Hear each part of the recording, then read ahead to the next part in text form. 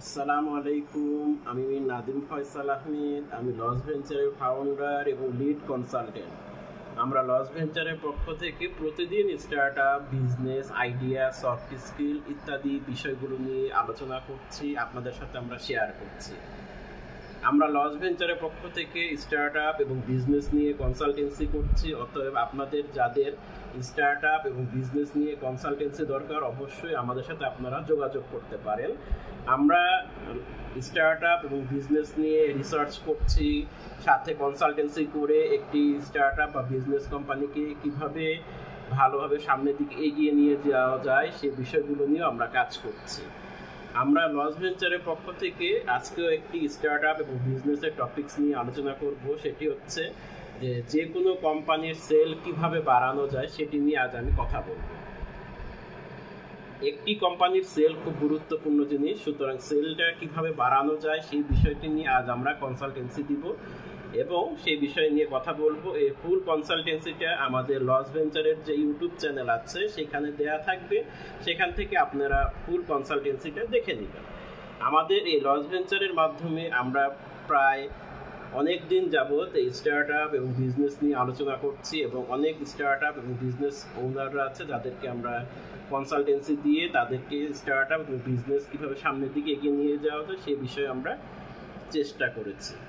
তো সেল একটি কোম্পানির খুব গুরুত্বপূর্ণ জিনিস, যেখানে সেল ভালো হলে সেই কোম্পানিটা খুব সহজে সামনের দিকে এগিয়ে যেতে পারে। আর সেল যদি খারাপ হয় বা সেল যদি কম হয় তাহলে সেই কোম্পানিটা সহজে সামনের দিকে এগিয়ে যেতে পারে না। আপনি একটি কোম্পানির সিইও বা একটি কোম্পানির ওনার বা ফাউন্ডার বা managing director, as a CEO হিসেবে আপনার উচিত আপনার কোম্পানি কীভাবে সামনের দিকে এগিয়ে যাবে, কীভাবে গ্রো আপ করবে সেই বিষয়টা নিয়ে লক্ষ্য রাখা এবং সেই বিষয়টা নিয়ে আপনাকে কাজ করা। যদি আপনার সেই বিষয় সম্পর্কে ভালো অভিজ্ঞতা না থাকে তাহলে আপনি একজন সেলস কনসালটেন্ট বা বিজনেস কনসালটেন্টের পরামর্শ অবশ্যই নিতে পারেন। প্রথমে আপনাকে দেখতে হবে আপনি যে প্রোডাক্ট নিয়ে কাজ করছেন বা যে প্রোডাক্ট নিয়ে আপনি আপনার বিজনেসটিকে সাজিয়েছেন, গুছিয়েছেন, বা আপনার স্টার্ট আপটির মাধ্যমে যে প্রোডাক্ট আপনি কাস্টমারের কাছে তুলে দিচ্ছেন সেই প্রোডাক্টটা ভালো নাকি, সেই প্রোডাক্টটার যে ম্যানুফ্যাকচারিং করা হয়েছে সেখানে প্রোডাক্ট কোয়ালিটি কীরকম, প্রোডাক্ট কোয়ালিটির সাথে সেই প্রোডাক্টগুলো যেভাবে সামনের দিকে এগিয়ে যাওয়া উচিত সেভাবে এগিয়ে যাচ্ছে কিনা, বা প্রোডাক্ট কোয়ালিটির যে ম্যাটেরিয়ালসগুলো ছিল সেই ম্যাটেরিয়ালসগুলো ভালো না ইত্যাদি বিষয় আপনাকে অবশ্যই লক্ষ্য রাখতে হবে। তারপর হচ্ছে কাস্টমার ডিমান্ড, অর্থাৎ কাস্টমার যে সকল প্রোডাক্ট চাচ্ছে আপনি সেই প্রোডাক্টগুলো দিতে পারছেন কিনা। কাস্টমার ডিমান্ডের এখানে কাস্টমার যেরকম চাচ্ছে আপনি আপনার কোম্পানির মাধ্যমে সেগুলো দিতে পারছেন কিনা সেই বিষয়টা নিয়ে আপনাকে অবশ্যই কাজ করতে হবে। যখন কাস্টমার ডিমান্ড আপনি সহজে ফুলফিল করবেন দেখবেন আপনার অটোমেটিক আপনার সেল বেড়ে গিয়েছে।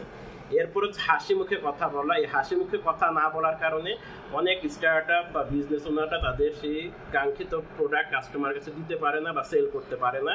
হাসি মুখে যে কোনো প্রোডাক্ট আপনি সহজে খুব সেল করতে পারবেন। তারপর হচ্ছে গুড বিহেভিয়ার। অবশ্যই আপনার যারা সেলস এক্সিকিউটিভ থাকবে তাদের বিহেভিয়ারের উপর অ্যাজ এ সিইও বা ওনার হিসাবে আপনাকে কি করতে হবে, ওয়ার্কশপ করাতে হবে, ট্রেনিং দেওয়াতে হবে যেন তারা খুব গুড বিহেভ করে থাকে।